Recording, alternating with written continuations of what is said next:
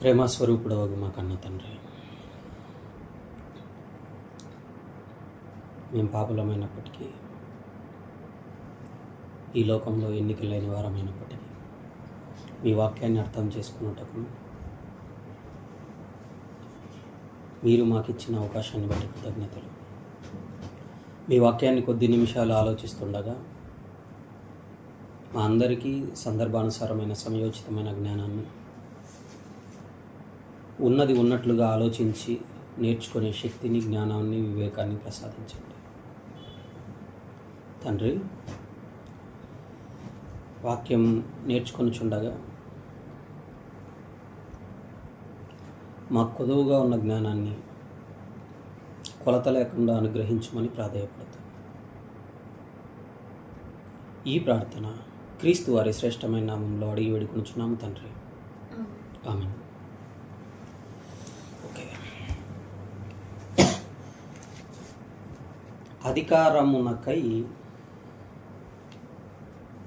అధికారములకై క్రైస్తవుని ఆలోచన అన్న పాఠాన్ని మనం ఆలోచిస్తూ ముందుకెళ్తున్నాము.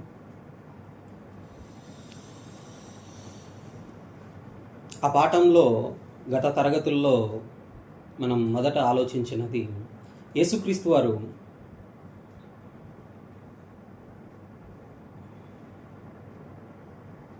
సాతాను వచ్చి శోధించిన క్రమంలో, సాతాను ఈ లోకంలో అధికారం అంతా నాకు అప్పగింపబడింది, నువ్వు నాకు మొక్కితే అదంతా నేను ఎవరికి ఇవ్వాలనుకుంటానో వాళ్ళకి ఇస్తాను, కాబట్టి నువ్వు మొక్కితే నీకు ఇస్తాను అన్నప్పుడు ఆయన ఆ అధికారం అంటే లోకాధికారం వాడికి అప్పగింపబడినప్పటికీ వాడికి లొంగలేదు, వాడు చెప్పినట్టు చేయలేదు. అయితే శిలువ వేయబడే సమయంలో ఆయన అన్నాడు, ఇది అంధకార సంబంధమైన అధికారమును, గడియ కూడా అంధకార సంబంధమైన గడియ అన్నాడు. మరి ఇక్కడేంటి, పైనుంచి ఇవ్వబడిన అధికారం గురించి అక్కడ మాట్లాడాడు. పైనుంచి ఇవ్వబడి ఉంటేనే కానీ నీకు నా మీద ఎలాంటి అధికారం లేదని పిలాతుతో అన్నాడు.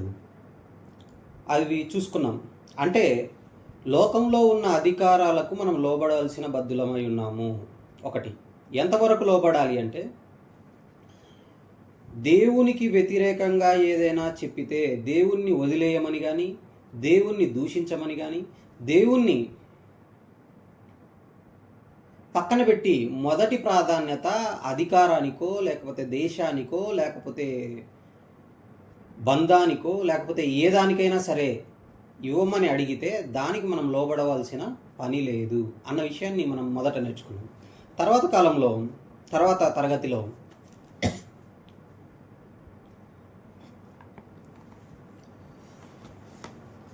ఒక అద్భుతమైన విషయాన్ని నేర్చుకున్నాము. అదేంటంటే హెబ్రీ పత్రిక 11వ అధ్యాయంలో ఉన్న విషయాలు. అవేంటో కాదు, ఒకసారి నేను చూపిస్తాను. 11వ అధ్యాయం 8వ వచనం, క్షమించాలి, 11:8 కాదు,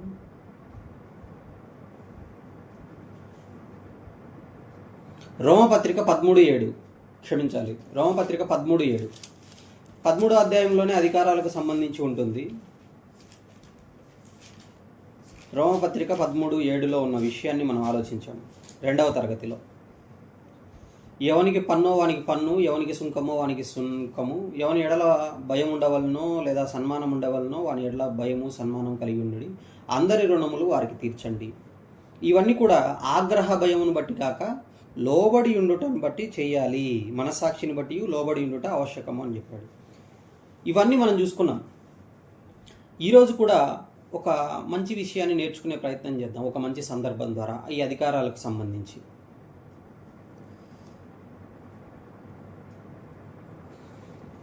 జాగ్రత్తగా గమనిస్తే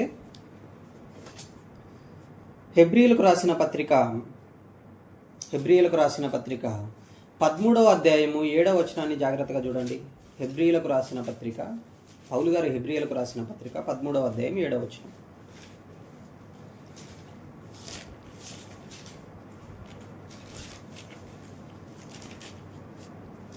హెబ్రీయులకు రాసిన పత్రిక 13వ అధ్యాయం 7వ వచనం.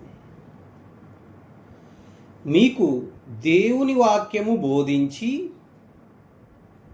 మీ పైని నాయకులుగా ఉన్న వారిని జ్ఞాపకము చేసుకొని వారి ప్రవర్తన ఫలమును అనగా అంతము వరకు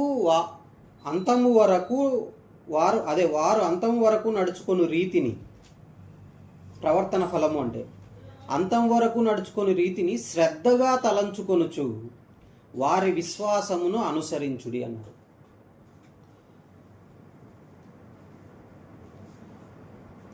పన్నెండవ అధ్యాయంలో ఏం చెప్తాడు పౌలు గారు అంటే, 12వ అధ్యాయము 2వ వచనం చూస్తే, విశ్వాసమునకు కర్తయు దాని కొనసాగించువాడైన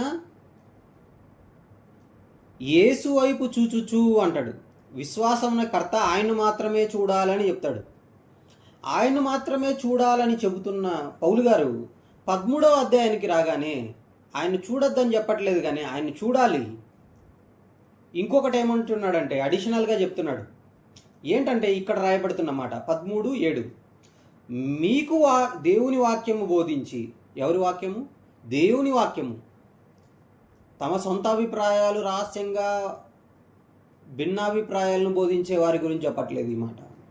అలాగే దేవుడు చెప్పమంటున్న వాక్యాన్ని దాన్ని అలాగే బోధించే బోధకులు ఎవరైతే ఉన్నారో అదే చెప్తున్నాడు, మీకు దేవుని వాక్యము బోధించి మీ పైని నాయకులుగా ఉన్న వారిని జ్ఞాపకము చేసుకుని వారి ప్రవర్తన ఫలమును, అంటే వారు ఎలాంటి వాళ్ళు ఉండాలి, మళ్ళీ అంతం వరకు నడుచుకొని రీతిని, అంతము వరకు వారు నడుచుకొని రీతిని శ్రద్ధగా తలంచుకొనుచు, అంటే శ్రద్ధగా మైండ్ పెట్టాలి, దాని మీద ఫోకస్ చేయాలి వారి ప్రవర్తన ఫలాన్ని కూడా. అలాగని ప్రవర్తన ఫలాన్ని ఫోకస్ చేసి వాళ్ళలో ఏదో లోపాలు ఉంటే వాళ్ళ వ్యక్తిగతమైనవో ఏవో వాటిని ఎత్తి నువ్వు మాట్లాడటానికి కాదు. ఎందుకు కింద చెప్తున్నటువంటి వారి ప్రవర్తన ఫలమును శ్రద్ధగా తలంచుకొనుచు వారి విశ్వాసమును అనుసరించండి. విశ్వాసాన్ని అనుసరించండి అంటే అంతం వరకు వాళ్ళు నడుచుకుంటున్నప్పుడు విశ్వాస విషయంలో వాళ్ళు ఎక్కడా తప్పిపోకుండా నిలబడుతున్నప్పుడు వారిని అనుసరించాల్సిన బాధ్యత ఉంది అని ఇక్కడ పౌలు గారు చెప్తున్నారు. ఇదే అధ్యాయము 17వ వచనానికి వెళ్ళిపోదాం. హెబ్రీయులకు రాసిన పత్రిక 13వ అధ్యాయము 17వ వచనం, మీ పైని నాయకులుగా ఉన్నవారు లెక్క ఒప్పజెప్పవలసిన వారి వలె మీ ఆత్మలను కాయుచున్నారు. వాళ్ళకు నువ్వు ఎందుకు గౌరవించాలో ఇక్కడైతే సింపుల్గా చెప్పాడు. మీకు వాక్యం బోధించి మీ పైన నాయకులుగా ఉన్న వారిని జ్ఞాపకం చేసుకోండి, వారి ప్రవర్తన ఫలాన్ని శ్రద్ధగా తలించుకొనుచు వారి విశ్వాసమును అనుసరించుడి అన్నాడు. వాళ్ళకున్న ఇంకొక బాధ్యతను అక్కడ చెప్తున్నాడు చూడండి. ఏమని? మీ పైని నాయకులుగా ఉన్నవారు లెక్క ఒప్పజెప్పవలసిన వారి వలె మీ ఆత్మలను కాయుచున్నారు. అంటే వారికి ఇవ్వబడిన పని ఏంటి? మన పైన నాయకులుగా ఉన్న వారికి ఇవ్వబడిన పని ఏంటి అంటే లెక్క ఒప్పజెప్పవలసిన వారే అంట. వాళ్ళు ఆత్మలను కాయుచున్నారు అని చెబుతూ,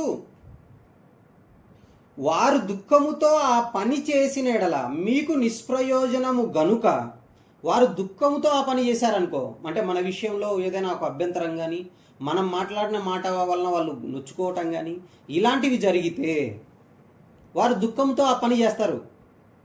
ఆ పని చేస్తే, దుఃఖంతో ఆ పని చేసిన ఎడల, వారు దుఃఖముతో ఆ పని చేసిన ఎడల మీకు నిష్ప్రయోజనము అన్నాడు. చూసారా, మనకు ప్రయోజనకరమైనవి చాలా ఉన్నాయి. ఆత్మ సంబంధమైన పనులు ఎన్ని చేస్తున్నప్పటికీ మన పైన నాయకులుగా ఉన్నవారు దుఃఖముతో ఆ పని చేసేలాగా మన ప్రవర్తన ఉంటే, లేదా మన మాటలుంటే, మన చూపులుంటే, లేకపోతే మన క్రియలుంటే, సంఘం విషయంలో కానీ, లేకపోతే ఏదైనా పరిచర్య విషయంలో కానీ, ఏదైనా ఏ పని విషయంలో అయినా సరే మన ప్రవర్తన కానీ, మన చేతలు కానీ, మన మాటలు కానీ, మన క్రియలు కానీ ఇవి ఉంటే వారు దుఃఖంతో ఆ పని చేస్తారు కదా. అలా దుఃఖముతో పని చేసినప్పుడు మీకు నిష్ప్రయోజనం అంటున్నాడు చూడండి ఆ మాట. వారు దుఃఖముతో ఆ పని చేసిన ఎడల మీకు నిష్ప్రయోజనము గనుక దుఃఖముతో కాక ఆనందముతో చేయునట్లు వారి మాట విని వారికి లోబడి ఉండి, వారి మాట విని వారికి లోబడి ఉండి అంటున్నాడు. ఎవరికి? మన పైన నాయకులుగా ఉన్నవారికి, ఎవరికి మంచిగా ఉంటేనే మేము లోబడతామండి, చెడుగా ఉంటే లోబడమని మళ్ళీ అనకండి. ఎందుకు? పేతురు గారు రాసిన పత్రికలోకి వెళ్ళాలి. ఎందుకు? అది కూడా ఎందుకంటే రోమపత్రికలో ఒక మాట చదివించి అక్కడికి తీసుకెళ్తాను. మళ్ళీ రోమపత్రిక గతంలో చూసిన మాట, రోమపత్రిక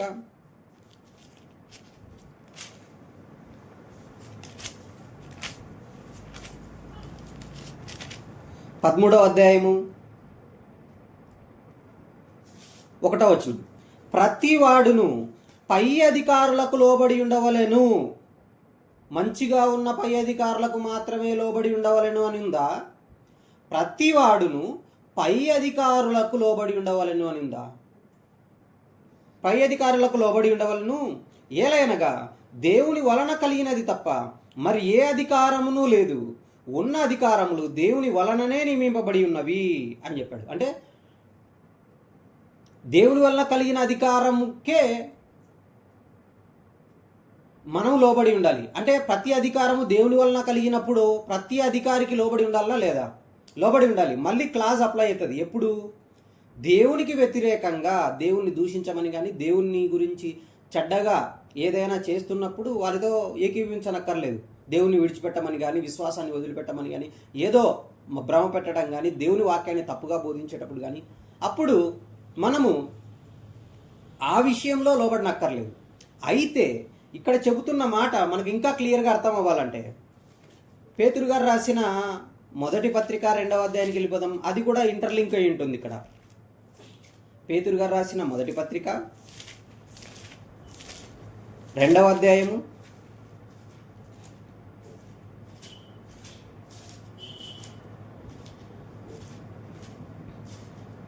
18వ వచనం చదువుతాం జాగ్రత్తగా.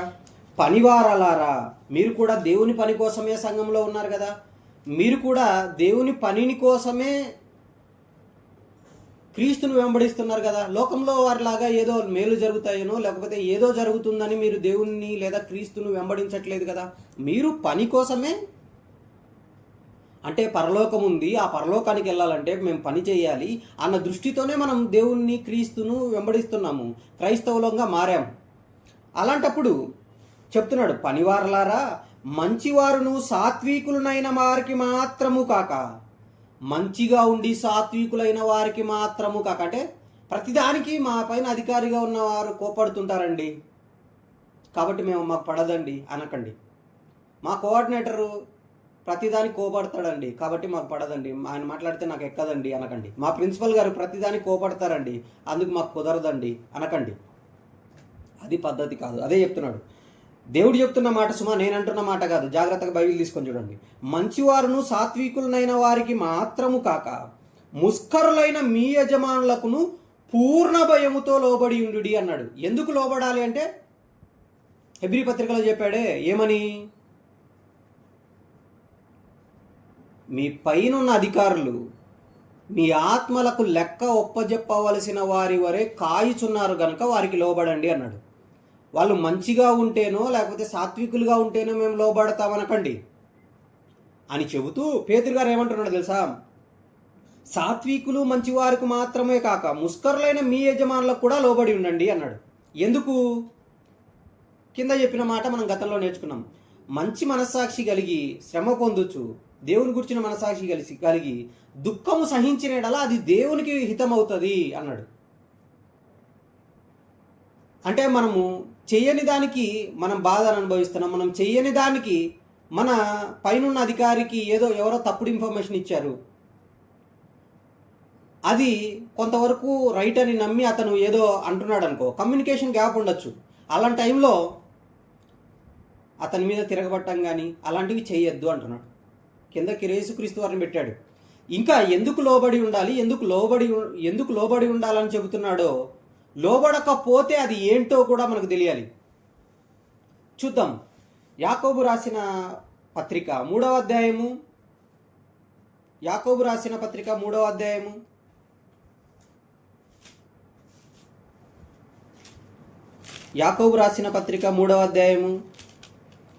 17వ వచనం చూడండి జాగ్రత్తగా.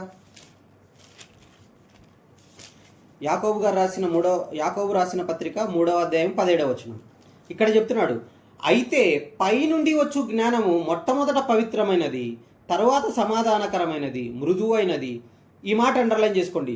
సులభముగా లోబడునది, సులభముగా లోబడునది, సులభముగా లోబడునది. అంటే దేవుని వాక్యము పైనుండి వచ్చిన జ్ఞానం మీ హృదయంలో ఉంటే మీరు లేదా నేను సులభముగా లోబడతాం అధికారులకి, లేకపోతే ఎదిరించుతాం. దేవుని నియమాన్ని ఎదిరించే స్థాయికి వెళ్తాం మనం.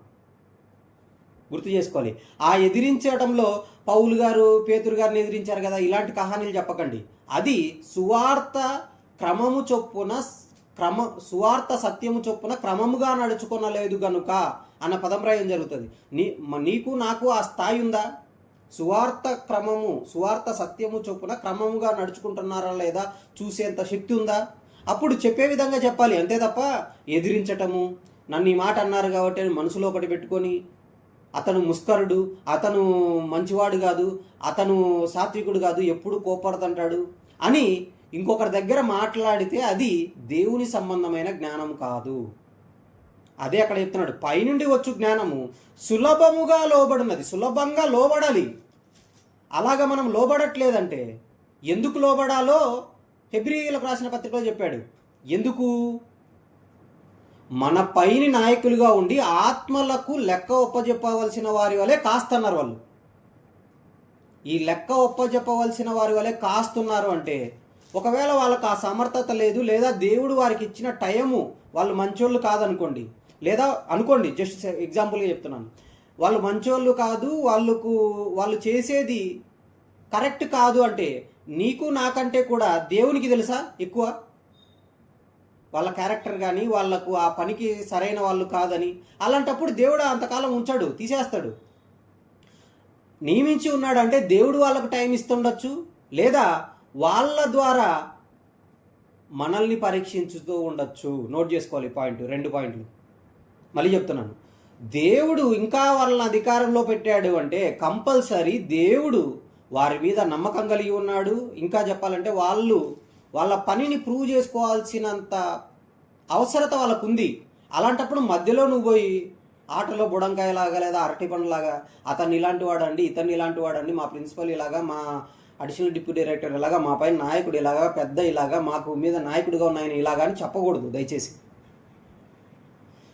అందుకే చెప్తున్నాడు, దానికి సంబంధం ఏంటి, దీనివల్ల మనకు ఒరిగేదేంటి, లేదా ఇలా ఉంటే దేవుని ఎదుట మనల్ని చాలా తగ్గించుకున్నట్టు లెక్క. ఇంకా చెప్పాలంటే దీని యొక్క ఉన్నతత్వము చివరికి వచ్చే లోపల మీకు చెప్పే ప్రయత్నం చేస్తాను, జాగ్రత్తగా వినండి. దానికి సంబంధించి ఒక వచనాన్ని చూద్దాం. పేతురు గారు రాసిన మొదటి పత్రిక 5వ అధ్యాయం చూడండి. పేతురు గారు రాసిన మొదటి పత్రిక 5వ అధ్యాయము 5వ వచనం చదువుదాం. పేతురు గారు రాసిన మొదటి పత్రిక 5వ అధ్యాయము 5వ వచనం. చిన్నలారా, మీరు పెద్దలకు లోబడి ఉండండి. మీ పైన నాయకుడిగా ఉన్నాడంటే వయసులో మాత్రమే కాదు, అధికారంలో పెద్ద అయితే చాలు. నాకంటే చిన్నోడు కాబట్టి నేను లోబడని అనకండి. పెద్దలకు లోబడి ఉండుడి. మీరందరూ ఎదుటివాని ఎడల దీన మనస్సు అను వస్త్రము ధరించుకొని మిమ్మును అలంకరించుకొనుడి. మన అలంకారం ఏందట? ఎదుటివాని ఎడల దీన మనస్సు అను వస్త్రము ధరించుకొని మనల్ని మనం అలంకరించుకోవాలంట. అలా అలంకరించుకుంటే ఆ అలంకారాన్ని ఎవరు చూస్తారు? దేవుడు చూస్తాడు, మనుషులు చూసినా చూడకపోయినా. ఎందుకు? అదో కింద చెప్తున్నాడు చూడండి.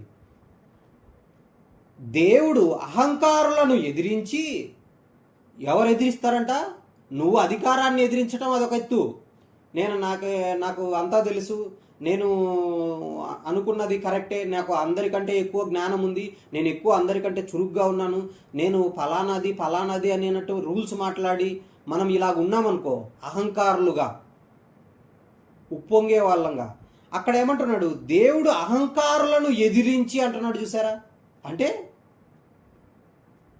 దేవుడు ఎదిరిస్తాడంట. నువ్వు అధికారాన్ని ఎదిరించటము నీకున్న జ్ఞానాన్ని బట్టో, నీకున్న ఆ స్థితిని బట్టో, లోక సంబంధమైన ఏదో ఒక స్థితిని బట్టో, డబ్బో లేకపోతే అధికారమో లేకపోతే లోక సంబంధంగా ఏదో నీకుంటే దాన్ని బట్టి నీ పైన అధికారులకు లోబడకుండా నువ్వు వారు బాధ కలిగేలాగా నువ్వు ప్రవర్తిస్తూ ఉంటే దేవుడు నిన్ను ఎదిరించి, అదే అంటున్నాడు, దేవుడు అహంకారులను ఎదిరించి దీనులకు కృప అనుగ్రహించును. దేవుడు తగిన సమయమందు మిమ్మును హెచ్చించినట్లు ఆయన బలిష్టమైన చేతి క్రింద దీన మనస్కులై ఉండుడి అంటున్నాడు. చూసారా? అంటే ఆయన హెచ్చించే ఒక సమయం ఉంది, అంతవరకు మీరు దీన మనస్కులై సైలెంట్గా ఉండండి. ఇది అర్థం అవ్వాలంటే ఉదాహరణ తెలియాలిగా మనకు.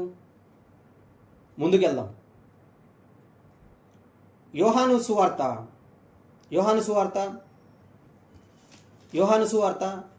15వ అధ్యాయము 20వ వచనం చూడండి. యోహాను సువార్త 15వ అధ్యాయము 20వ వచనం. ఇది చదువుతామా? ఓకే, 15-20 చదువుతాం. బాగుంది. దాసుడు తన యజమాని కంటే గొప్పవాడు కాడని నేను మీతో చెప్పిన మాట జ్ఞాపకం చేసుకొనుడి. లోకులు నన్ను హింసించిన ఎడల మిమ్మును కూడా హింసించుదురు. నా మాట గైకొని ఎడల మీ మాట కూడా గైకొందురు అంటున్నాడు. ఎందుకు ఈ మాట చెప్తున్నాడు తెలుసా? లోకులు నన్ను హింసించారంటే మిమ్మల్ని కూడా హింసిస్తారు. దాసుడు యజమానుడి కంటే గొప్పవాడు కాదని చెప్పాడు. 17వ అధ్యాయము 12వ వచనం కూడా చదువుదాం. యోహాను సువార్త 17వ అధ్యాయము 12వ వచనం. ఇది చాలా ఇంపార్టెంట్. యోహాను సువార్త 17వ అధ్యాయము 12వ వచనం. నేను వారి యొద్ద ఉండగా, యేసుక్రీస్తు వారు 11 మంది శిష్యులు, ఇంకా చెప్పాలంటే 11 మంది ప్లస్ 2 ఎప్పుడు విడిపించిపెట్టని శిష్యులు ఉంటారు. వీళ్ళు తన శిష్యులతో ఏకాంతమందు చెబుతున్న మాట ఇది. 11 మంది ఉన్నప్పుడు చెబుతున్న మాట. జాగ్రత్తగా చూడండి. నేను వారి యొద్ద ఉండగా నీవు నాకు అనుగ్రహించిన వారిని నీ నామమందు కాపాడి తిని అంటున్నాడు. అంటే వీళ్ళను దేవునికి ఎవరు అనుగ్రహించారు? క్షమించాలి, వీళ్ళకి యేసుక్రీస్తు వారికి వీళ్ళను ఎవరు అప్పగించారు లేదా అనుగ్రహించారు? దేవుడు అనుగ్రహించాడు. మళ్ళీ చదువుతాను అన్నమాట, చూడండి. నేను వారి యొద్ద ఉండగా నీవు నాకు అనుగ్రహించిన వారిని నీ నామమందు కాపాడి తిని. ఎవరి నామందు? దేవుని నామందు యేసుక్రీస్తు వారు తన దగ్గరికి వచ్చిన శిష్యులలో దేవుడు అనుగ్రహించిన వారిని కాపాడాడు. అంటే దేవుడు కొన్ని ఆత్మలను యేసుక్రీస్తు వారికి అప్పగించాడు. మన పాఠంలో మెయిన్ లైన్ ఏంది? నాయకులు మన మీద నాయకులుగా ఉండి మన ఆత్మలకు లెక్క అప్పచెప్పవలసిన వారి వలె కాస్తున్నారు కదా. ఇప్పుడు యేసుక్రీస్తు కూడా ఇక్కడ లెక్క అప్పచెప్తున్నాడు దేవునికి. కొన్ని ఆత్మలను దేవుడు అప్పగించాడంట. అర్థమైందా? కొన్ని ఆత్మలను దేవుడు అప్పగించాడు. ఎవరు వాళ్ళు? అదే చెప్తున్నాడు. నేను వారి యొద్ద ఉండగా నీవు నాకు అనుగ్రహించిన వారిని నీ నామమందు కాపాడి తిని, నేను వారిని భద్రపరిచితిని గనుక నా సొంత నామమో నా సొంత జ్ఞానమో పెట్టి నేను వారిని కాపాడలేదు, నీ నామమందు వారిని కాపాడి తిని అంటున్నాడు. నీ నామమందు కాపాడి తిని. చాలామందికి మూర్ఖులకు విషయం తెలియక తండ్రి కుమార పరిశుద్ధాత్మ నామములోనికి అనగానే ముగ్గురిది ఒకే నామం అని మాట్లాడకండి. జ్ఞానం మీద అసలు ఇంకా చెప్పాలంటే బైబిల్ మీద అనుభవ జ్ఞానం లేని వాళ్ళు, అక్షరాల మీదే డిపెండ్ అయ్యే వాళ్ళు మాత్రమే ఇలాంటి మాటలు మాట్లాడతారు. నిన్న ఒక ఆయన ఫోన్ చేశారు నాకు. ఫోన్ చేసి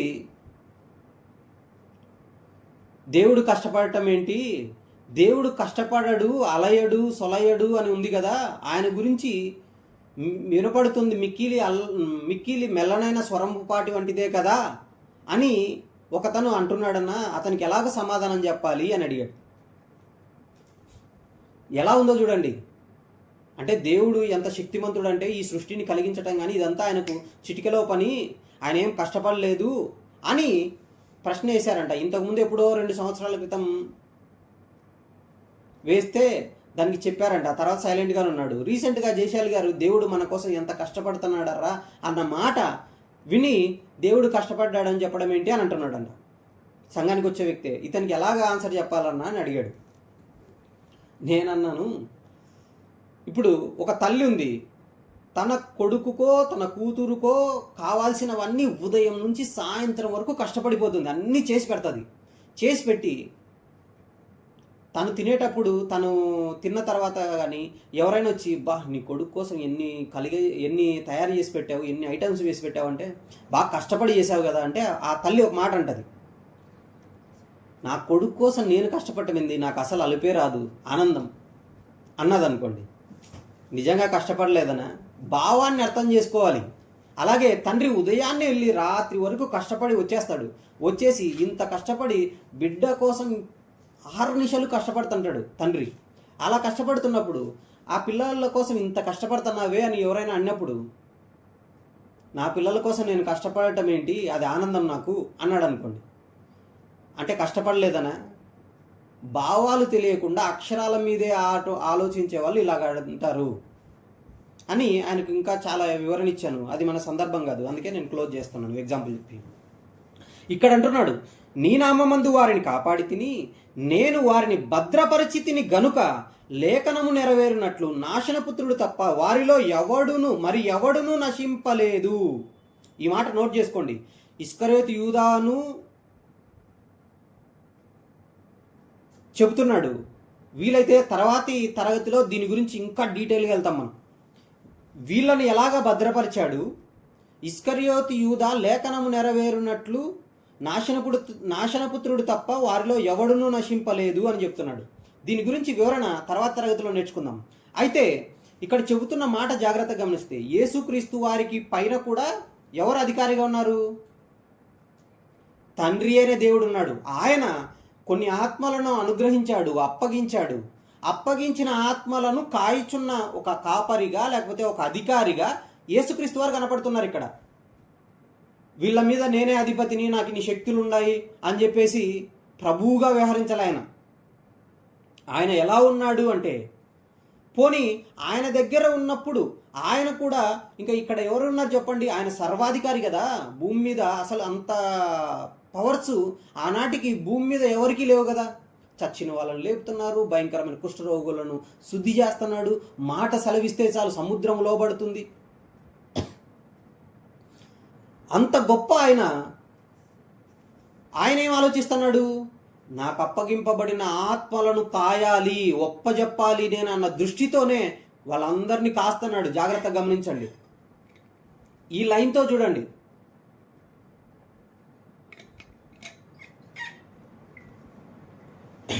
ఓకే, చెప్తున్నాడు, మళ్ళీ చదువుతాను. నేను వారి యొద్ద ఉండగానే శిష్యుల యొద్ద ఉండగా నీవు తండ్రి అయిన దేవుడవైన నీవు నాకు అనుగ్రహించిన వారిని నీ నామమందు కాపాడి తిని నేను వారిని భద్రపరిచితిని గనుక లేఖనము నెరవేరునట్లు ఎలా భద్రపరిచాడన్నది ఒక అధికారిగా, ఒక నాయకుడుగా తన దగ్గరికి వచ్చిన వారిని, ఇంకా చెప్పాలంటే దేవుడు తనకు అనుగ్రహించిన వారిని ఎలా భద్రపరిచాడన్నది మనం తర్వాతి తరగతుల్లో నేర్చుకునే ప్రయత్నం చేద్దాం. లేఖనం నెరవేరినట్లు నాశనపుత్రుడు తప్ప వారిలో ఎవడునూ నశింపలేదు అన్నాడు. అంటే మనం ఎందుకు లోబడాలి? మన పైన అధికారాన్ని దేవుడే నాయకులైన వారికి ఇచ్చాడు. వారి పనిని బట్టి లోబడి ఉండాలి, వారి పనిని బట్టి గణపరచాలి. పౌలు గారి పత్రికలో చెప్తాడు, ఎదుటివాని పనిని బట్టి వారిని గణపరచండి అంటాడు. పని ఎందుకు? పని అంటే పైనున్న వాళ్ళే కాదు. మనం సంఘానికి వెళ్తాము, సంఘానికి వెళ్ళే లోపల ఊడ్చిన వాళ్ళు ఉంటారు, లేదా బాత్రూములు కడిగిన వాళ్ళు ఉంటారు. వాళ్ళను కూడా వారి పనిని బట్టి గణపరచాలి, గొప్పగా ఎంచుకోవాలి మనం. ఎందుకు? నువ్వు చేస్తావా పనిని? నువ్వు చేయలేదు కదా. నువ్వు చేయకుండా నువ్వు పోయిన టాయిలెట్ను ఇంకొకరు కడిగారంటే అతని లేకపోతే ఆమెను గణపరచాల్సిన బాధ్యత, గొప్పగా ఎంచుకోవాల్సిన బాధ్యత నీకు లేదా? ఇవన్నీ దేవుడు చూస్తాడు. దయచేసి అదే అంటున్నాడు, ఎదుటివాని ఎడల దీన మనస్సు అను వస్త్రము ధరించుకొనిడి అన్నాడు. మనకు తెలీదు, మైక్ పెట్టడానికి వచ్చాడు, నువ్వు పెట్టుకోలేవుగా.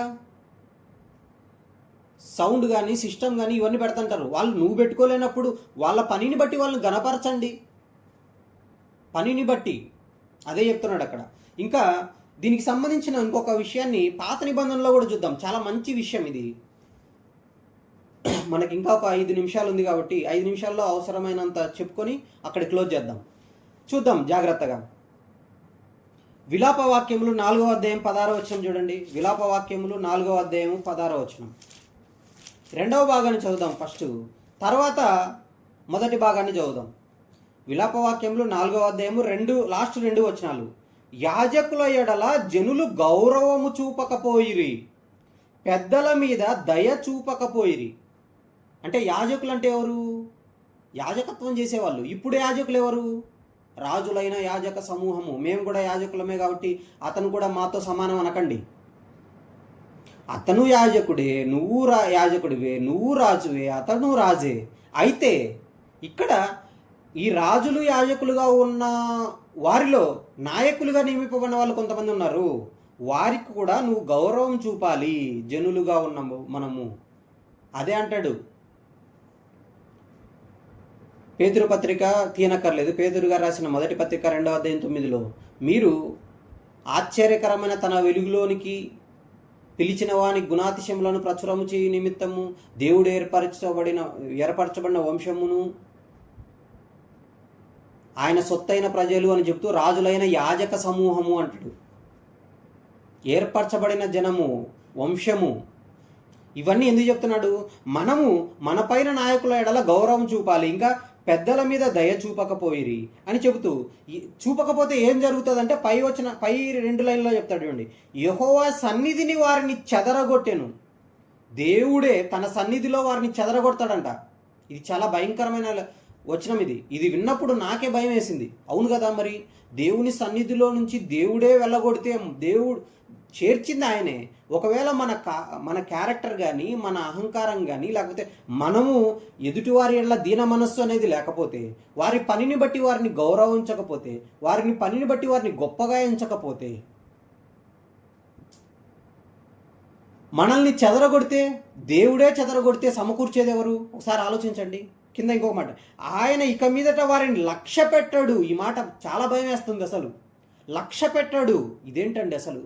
ఒకవేళ ఆయనకు లోబడి ఉంటే ఏమన్నాడు? అహంకారులను ఎదిరించి, ఆ మాట ఇక్కడ చేయబెట్టి అక్కడికి వెళ్ళి మళ్ళీ వద్దాం. అహంకారులను ఎదిరించడం అంటే ఎవరు? పెద్దల ఎడల దయ చూపని వాళ్ళు, యాజకులకు గౌరవం చూపని వాళ్ళు, అంటే నాయకులు బాధపడేలాగా చేసేవాళ్ళు. వీళ్ళను చెదరగొట్టేది ఆయనే, లక్ష్య పెట్టనిది ఆయనే. ఒకవేళ లోబడితే ఏం చేస్తాడు చూద్దాం. పేతురు గారు రాసిన మొదటి పత్రిక 5వ అధ్యాయం 5వ వచనం. పేతురు గారు రాసిన మొదటి పత్రిక 5వ అధ్యాయం 5వ వచనం. చిన్నలారా, మీరు పెద్దలకు లోబడి ఉండుడి. పెద్దలకు లోబడి ఉండటం అనేది పైనుండి వచ్చిన జ్ఞానం నీ హృదయంలో ఉంటే నువ్వు సులభంగా లోబడతావు. అతను మంచివాడైతేనే లోబడతాను, వాక్యము చొప్పున అనగా వాక్య సంబంధమైన సత్యానికి స్తంభమైన సంఘములో ఒక అధికారిగా నిలబడుతున్నప్పుడు దేవుడే నియమించాడు. ఒకవేళ ఆ పనికి వాళ్ళు అన్ఫిట్ అంటే దేవుడు చేస్తాడు. నువ్వెందుకు మధ్యలో ఊగిపోతుంటావు? ఆలోచించాలి. మనం అలాంటి దృష్టితో చూడాలి. అందుకే చెప్తున్నాడు, పెద్దలకు లోబడి ఉండి. ఎలాగ లోబడాలి? మంచివారికి సాత్వికులకే కాదు, ముస్కర్లైన యజమానులు ఉన్నా కూడా లోబడండి అని చెప్పాడు. ఎంతవరకు తండ్రి అని అంటే కింద చెప్తున్నాడు చూడండి. ఏమని? దేవుడు అహంకారం, ఇది దీన మనస్సు అను వస్త్రము ధరించుకొని మిమ్ముని మీరు అలంకరించుకోండి. ఎలాగా? ఎదుటివాని ఎడల దీన మనస్సు అను వస్త్రం ధరించుకొని. దేవుడు అహంకారులను ఎదిరించి, ఎలా ఎదిరిస్తాడు? ఆయన సన్నిధి నుండి చెదరగొడతాడు ఖచ్చితంగా. వారిని లక్ష్య పెట్టాడు. వారికి కష్టం వచ్చినప్పుడు వారి కోరికలు తీర్చటానికి ఏదైనా మొరపెట్టినా కూడా పట్టించుకోడు. అదే చెప్తున్నాడు. ఏమంటున్నాడు? అహంకారులను ఎదిరించి దీనులకు కృప చూపించును. దేవుడు తగిన సమయమందు మిమ్ముని హెచ్చించినట్లు ఆయన బలిష్టమైన చేతి క్రింద దీన మనస్కులై ఉండుడి, లోబడి ఉండండి. ఎంతవరకు? దేవుడు మిమ్మల్ని హెచ్చించేంత వరకు. అలాగని దేవుడు హెచ్చించిన తర్వాత మా ఇష్టం అండి అనకండి. దానికే హెబ్రీ పత్రిక చివరిగా ఆ వచనాన్ని చూసుకొని క్లోజ్ చేసుకుందాం. మనకు 3-4 నిమిషాలు ఉంది. హెబ్రీ పత్రిక 5వ అధ్యాయము 7వ వచనం చూడండి. హెబ్రీ పత్రిక 5వ అధ్యాయం 7వ వచనం. శరీరధారి అయి ఉన్న దినములలో ఎవరు? ఈయన యేసుక్రీస్తు వారు తనకు అప్పగింపబడిన వారి మీద వారిని అప్పగించటానికి దేవుని నామమందు వారిని కాపాడటమే కాదు, భద్రపరుస్తున్నాడు. భద్రపరిచి తిని అంటున్నాడు చూసారా? భద్రపరిచాను కాబట్టి వాళ్ళని కాపాడాను, లెక్క ఒప్పచెప్తున్నాను నేను అంటున్నాడు. యోహాను సువార్త 17:12 చూస్తే అందుకే అంటున్నాడు. ఇక్కడ చూడండి, ఆ అప్పగించటంలో ఎలా ఉన్నాడంటే, శరీరధారి అయి ఉన్న దినములలో మహారోదన, కన్నీళ్లు, తన్ను మరణం నుండి రక్షింపగలవానికి ప్రార్థనలు, యాచనలు సమర్పించి భయభక్తులు కలిగి ఉన్నందున ఆయన అంగీకరింపబడెను. ఇంకా చెప్తున్నాడు చూడండి, ఆయన కుమారుడయుండియు తాను పొందిన శ్రమల వలన విధేయత నేర్చుకున్నాను. తాను పొందిన శ్రమల వలన విధేయత నేర్చుకున్నాడు. ఇందాక కూడా మీరేమన్నాడు? మేలు చేసి శ్రమ పొందితే అది దేవునికి హితమగునన్నాడు. చూసారా, ఈయన మేలే చేశాడు, ఏ తప్పు చేయలేదే, కానీ శ్రమ పడుతున్నాడు. వాటి వలన ఏం నేర్చుకున్నాడు? విధేయత నేర్చుకున్నాడు. ఇంకొక మాట చూస్తే అక్కడ ఒక అద్భుతమైన మాట ఉంటుంది చూడండి, 9. మరియు ఆయన సంపూర్ణ సిద్ధి పొందినవాడై సంపూర్ణ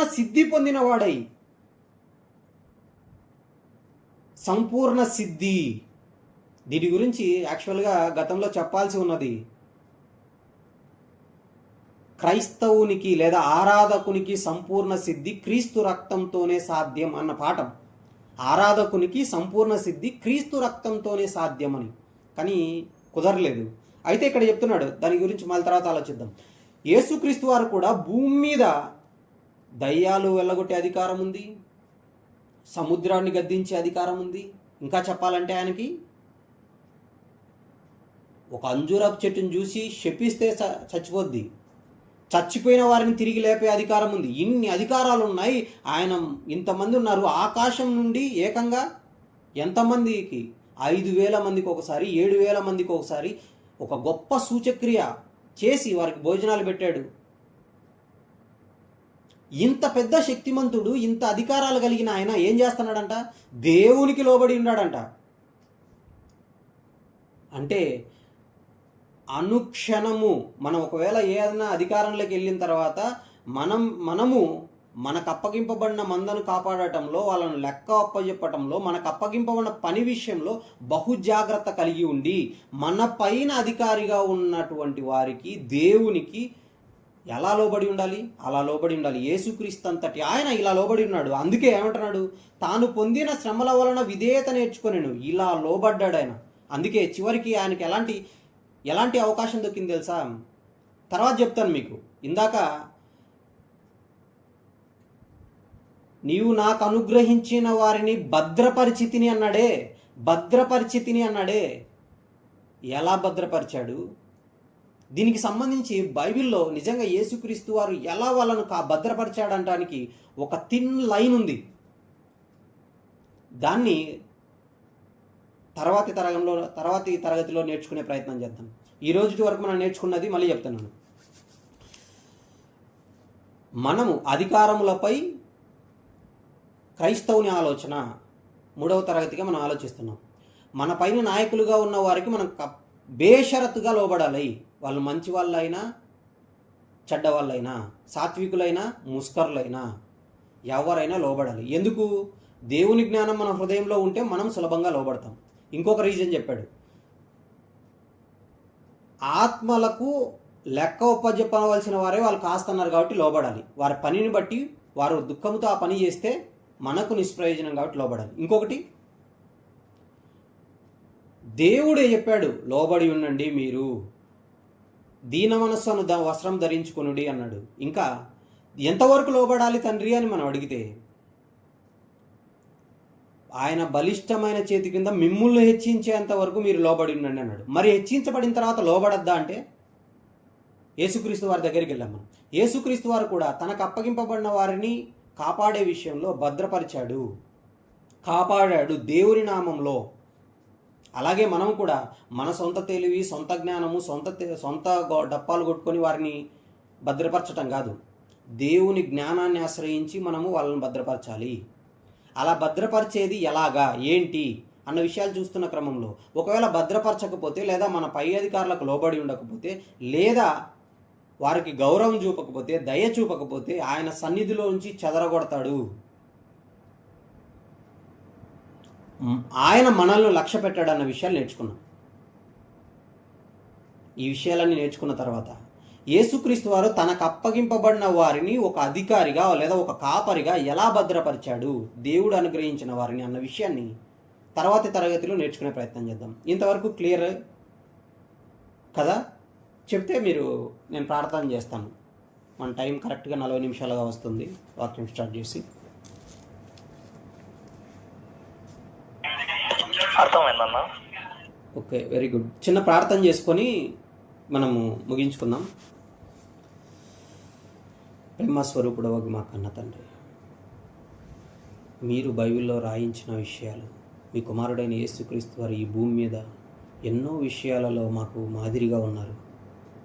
ఆయన ఒక అధికారిగా ఉండి, ఒక బోధకుడిగా ఉండి, ప్రభువుగా ఉండి, ఆయన మీరు అప్పగింపబడిన వారిని ఎలా కాపాడాడో నేర్చుకున్నాం. ఆయన తన జీవితంలో తాను అధికారములకు, ముఖ్యంగా మీకు ఎలాగ లోబడుతున్నాడు, అలాగే మేము మా పైన అధికారులకు ఎలాంటి పరిస్థితులు, ఎలాంటి వారికి సైతం మేము లోబడాలన్న విషయాన్ని నేర్చుకున్నాం.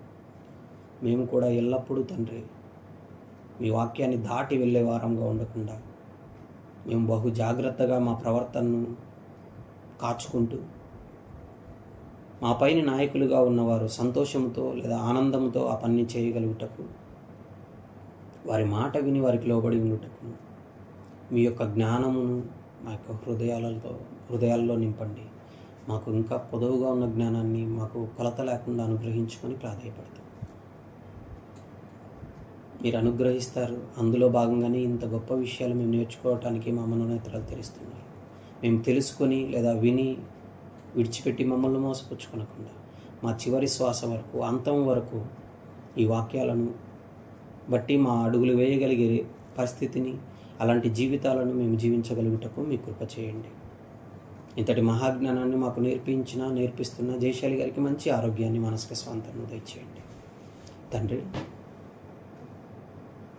మాకు మరిన్ని సంగతులు నేర్పమని ప్రాధేయపడుతూ, మీ వాక్యంలో అనేక సంగతులు గ్రహించినట్లు మా మనోనేత్రాలు తెరవమని మరొకసారి ప్రాధేయపడుతూ ఈ ప్రార్థన క్రీస్తు వారి శ్రేష్టమైన నామంలో అడిగి వేడుకొంచున్నాము తండ్రి.